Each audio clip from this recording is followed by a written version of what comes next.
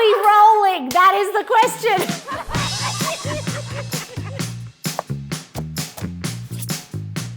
Hi, I'm Alice Aslavsky here for your next ASKO Combi Steam Oven instructional video. This is part 1 of 2. And speaking of 2, here's my right-hand lady, Cass from ASKO, who's going to talk us through how you use your Combi Steam Oven to make this happen. What is this?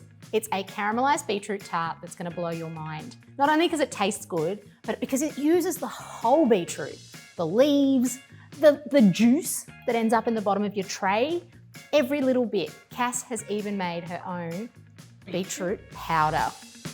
I can't even deal with that information. So Cass, why don't you chop off those leaves? So what we want to do is just chop off that top, and these we will reserve for a side salad later. You're going to pop them into the Combi Steam Oven for an hour until they're fork tender.